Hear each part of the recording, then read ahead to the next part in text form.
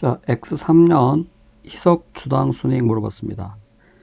자, 희석 주당 순이익 구할 때는 기본 주당 순이익을 구하는 것이 먼저인데, 자, 이 문제와 같이 이 잠재적 보통 주식이, 그러니까 잠재적 보통주가 이렇게 두 가지 이상인 경우, 여기서는 신주 인수권부 사채가 있고 주식 선택권이 있죠. 이렇게 두 가지 이상인 경우에는 항상 계산 구조가 희석성 잠재적 보통 주식 수를 구하고 먼저 잠재적 보통주별 주당이익을 구한 후에 희석 주당이익을 구합니다. 항상 계산 구조를 이렇게 가져가세요. 자, 먼저 첫 번째 희석성 잠재적 보통 주식 수를 잠재적 보통주별로 계산합니다. 자, 여기서는 잠재적 보통주가 신주 인수권부 사채 주식 선택권이죠. 그래서 각각 계산하시면 돼요. 자, 지금 신주 인수권부 사채의 경우에는 자료를 보면 지금 발행일이 X3년 초, X3년 거 계산하는 거니까 단기 초죠. 단기 초에 발행해서 만기가 X5년 말, 그러니까 3, 4, 5, 3년짜리죠. 만기가 3년짜리고 행사 가격이 액면 2만원당 한 주, 납입은 현금으로 한다고 나와 있어요. 자, 결국 60만원 액면 금액 있는데 요거를 보통주로 전환시키면, 보통주가 발행되면은 몇 주 발행되겠어요?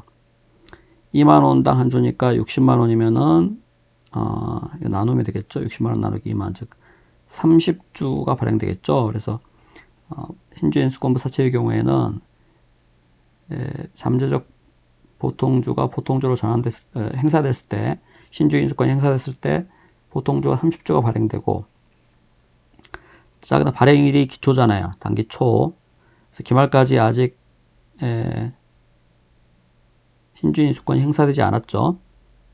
행사되지 않았기 때문에 요거는 전부 지금 미행사분입니다. 그래서 이게 신주 인수권이 행사됐을 때는 12달 동안, 기초부터 12달 동안 영향을 미치죠. 그래서 곱하기 12분의 10입니다.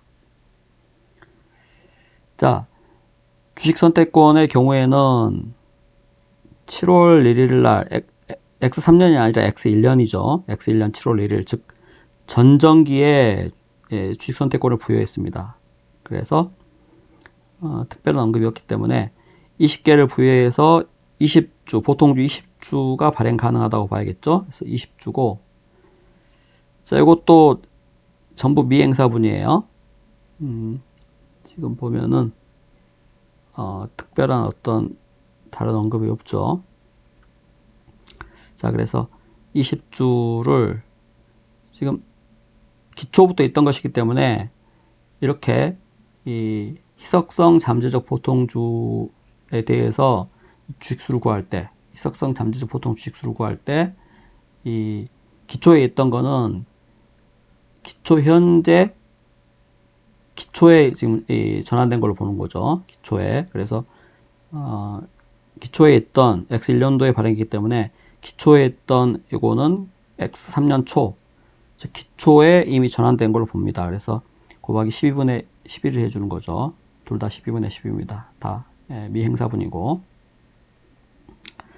자, 그 다음 무상발행 비율을 계산해 줘야 되는데, 이 신주 인수권부 사채의 경우에는 행사 가격이 2만원이잖아요.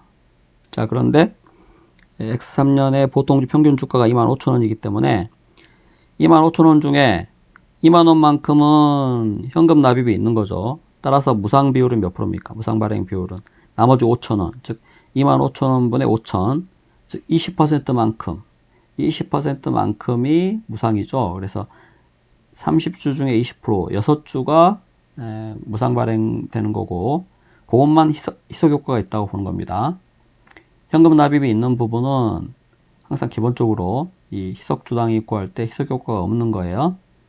현금이 납입되는 금액으로 회사가 시중에 유통되는 보통주를 구입을 해서 취득을 해서 오히려 그 부분만큼은 희석 효과가 없다고 보기 때문에 무상 발행 비율을 곱해줘야 됩니다. 항상. 자, 여기서 주식 선택권 무상 발행 비율 구할 때 주의하실 점이, 이 주식 선택권의 행사 가격이 12,800원으로서 이 행사하면 12,800원의 현금이 회사 입장에서는 유입되죠. 자, 그런데 주의하실 점이 이 주식 선택권의 경우에는 이 행사 가격 자체만 고려하면 안 된다는 겁니다. 이거 매우 중요합니다. 자, 우리가 희석성 잠재적 보통주는 회계기간의 기초에 전환된 걸로 봅니다. 물론 단기 발행된 거는 발행일에 전환된 걸로 보는 거죠. 그래서 요거는 이미 기초에 있던 것이기 때문에 기초에 전환된 걸로 보는데, 이 기초 시점 기준으로 놓고 볼 때 12,800원은 현금으로 납입이 되는 거고, 자, 기초 시점부터 보면 단기의 주식 선택권으로 인하여 급여로 계상된 금액이 44,000원이므로 요 단기 44,000원 급여로 계상된 이 금액은 기초 시점을 기준으로 보면 미래죠, 미래. 그래서 미래에 이 종업원이 근로 영역을 통해 가지고 납입을 하는 걸로 보는 겁니다. 그래서 20주에 대해서 44,000원이기 때문에 주당 2,200원이죠. 그래서 주당 2,200원을 더하면 조정 후 행사 가격은 15,000원이에요. 꼭 주의하셔야 됩니다. 행사 가격뿐만 아니라 좀 우습게 얘기하면 이거는 현금으로 들어오는 금액이고 44,000원 이 급여로 계상되는 이 금액은 근로 영역으로, 즉 몸으로 들어온다는 거죠. 그래서 그거까지 어떤 납입이 있다고 봐야 돼요. 무상이 아니기 때문에. 12,800원은 현금으로, 그 다음에 44,000원, 즉 주당 2,200원만큼은 몸으로, 즉 근로로 들어오는 것이기 때문에 그만큼은 납입이 있다고 보는 겁니다. 그래서 조정 후 행사 가격이 15,000원이에요. 결국 보통주의 평균 주가 25,000원 중에서 15,000원만큼은 납입이 있는 거고, 즉 무상으로 발행되는 부분은 나머지 차액 10,000원이죠.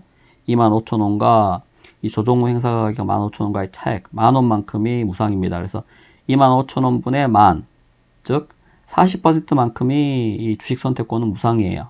무상 발행 비율이에요. 그래서 20주에 40% 하면 8주입니다. 이거 꼭 주의하셔야 되겠어요. 신주 인수권 같은 경우는 행사 가격 전체가 납입 금액이지만 주식 선택권 같은 경우에는 행사 가격뿐만 아니고 근로 영역으로 들어오는 이 금액, 그거까지 계산해 가지고 행사 가격, 즉 납입 금액을 계산해야 됩니다. 꼭 주의를 해 주시기 바랍니다. 자, 따라서 두 번째, 잠재적 보통주별 주당이익을 계산하는데 요거 6주, 8주 그대로 계산하고 먼저 계산한 금액. 자, 그 다음에 이 잠재적 보통주 순서 그대로 놓고 여기 분자에 들어갈 금액은 잠재적 보통주별 보통주 이익 증가액을 계산해야죠. 자, 신주 인수권부 사채의 경우에는 여기에 들어갈 금액이 뭡니까? 이게 상환 할증금 이자 비용 곱하기 1 세율이죠. 여기서는 상환 할증금 액면 발행 했고 상환 할증금에 대한 언급이 없어요. 그죠? 그래서 상환 할증금이 없다고 봐야 됩니다. 따라서 상환 할증금 이자 비용 제로니까 제로 곱하기 1 세율 해도 제로죠.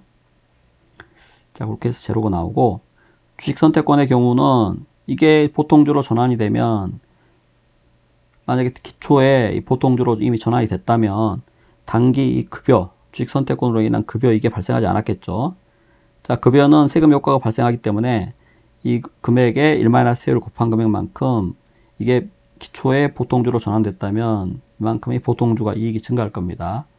따라서 그 금액만큼 분자에 대입해 가지고 각 잠재적 보통주별 주당이익을 구하는 거죠. 그래서 이게 제로, 이게 3,850원이죠. 자, 그래서 신주 인수권부 사채의 경우에는 이 잠재적 보통주별 주당이익이 제로가 나오고 주식 선택권은 3,850원이 나와요. 그래서 이 잠재적 보통주별 주당이익이 작은 이 금액이 희석 효과가 더 큰 금액이죠. 작은 걸 더 섞어서 계산해야 주당이익이 더 크게 작아지겠죠. 그래서 잠재적 보통주별 주당이익이 작은 이 잠재적 보통주가 보다 희석 효과가 큰 겁니다. 그래서 그것부터 항상 희석을 시켜야 되는 거예요. 자, 그리고 마지막으로 희석 주당이익 구하는 건데, 자, 먼저 기본 주당이익은 문제 자료 중에, 자, 지금 단기 순이익이 40만 원이에요. X3년도. 지금 X3년 놓고 구하는 거니까. 그 다음에 우선주 언급이 없어요. 그래서 우선주 배당금이 제로라고 보면 보통주 당기순이익은 40만원 마이너스 우선주 배당금 제로에서 40만원이죠. 자, 그 다음 보통 주식 수가 지금 보면은 보통주 자본금이 기초에 50만원, 액면 금액이 5천원이니까 100주죠, 100주. 그래서 100주, 이렇게 보면 단기에 변동이 없어요. 그래서 가중평균 유통 보통 주식수도 100주죠. 나누면 기본 주당 순이익은 4천원이에요, 4천원. 자, 그래서 잠재적 보통주별 주당이익이 작은 것부터, 즉 희석효과가 큰 것부터 먼저 섞어서 계산하면 신주인수공부 사채 요거 가지고 계산합니다. 그래서 분자에 들어갈 금액은 여기 제로를 더하고 분모는 6주를 더해서 계산하죠. 자, 그래서 희석주당 순이익은 더해서 분자 40만원, 더해서 분모 106주, 나눠서 3774 이렇게 계산되죠. 그래서 희석효과가 보다 큰, 즉 잠재적 보통주별 주당이익이 더 작은 1번부터 섞어가지고 계산을 하는 겁니다. 자, 그런데 이렇게 계산된 주당이익이 여기 2번 3850원보다 더 작죠. 따라서 2번을 섞어봐야 요 금액이 더 커지겠죠. 자, 따라서 요게 우리가 계산할 수 있는 주당이익이 가장 작은 금액이 나옵니다. 그래서 3850원은 3774보다 더 크므로 이거를 고려해서 계산해 봐야 주당이익이 더 커지므로, 즉 반희석효과가 발생하므로 2번은 고려하지 않는다는 것이죠. 그래서 3774원 요 금액이 희석 주당 순이익이 되겠습니다. 그래서 답이 2번이죠.